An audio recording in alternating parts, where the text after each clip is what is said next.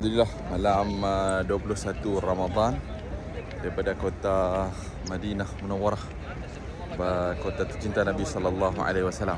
Okey, Ramadan bila masuk Ashara Awakhir, 10 malam terakhir, terutama dekat Mekah dengan Madinah ni, dia semayang tarawih, maksud semayang qiyamul dia berbeza. Tahun ni tarawih 10 rakaat Mekah ataupun Madinah, kemudian tambah witir 3 rakaat jadi 13. Tapi bila masuk Ashara Awakhir, 10 akhir Ramadan, dia konsep dia berubah sikit.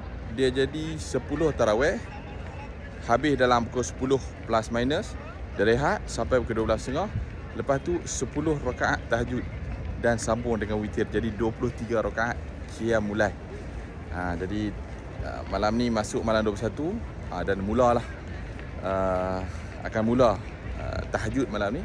Dan tadi lepas Isyak, sebelum start tarawih, imam dia adalah buat pengumuman, dia bagi sikit khutbah ringkas. Dan antara pesanan dia yang saya nak share dalam video kali ni, hadis daripada Nabi sallallahu alaihi wasallam, mafhum dia, yang mana Nabi bagi tahu dalam sepanjang tahun ada 10 hari yang paling istimewa, yang paling besar ganjaran. Apa pun kita buat ibadah, pada waktu itu dah akan jadi waktu yang terbaik, iaitu 10 hari awal bulan Zulhijjah. Maksud 1 hingga 10 Zulhijjah di siang hari. Tapi untuk di malam hari, 10 malam yang terbaik di sepanjang tahun adalah 10 terakhir dalam bulan Ramadan. Kerana dalam dah 10 yang terakhir, ganjaran yang besar dan yang paling besar ada satu malam, nama dia malam Lailatul Qadar. Jadi siapa yang tengok video ni, moga kita tak tinggal tarawih tahun ni, dapat buat ibadah yang terbaik. Moga kita dapat malam Lailatul Qadar tu dan diampun segala dosa-dosa kita.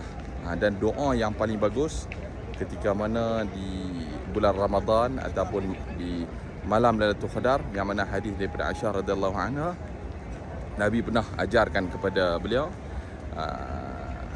Allahumma innaka afun tuhibbul afwa fa'fu anni. Jadi moga bermanfaat, selamat beramal. Salam daripada kota Madinah, 21 Ramadan.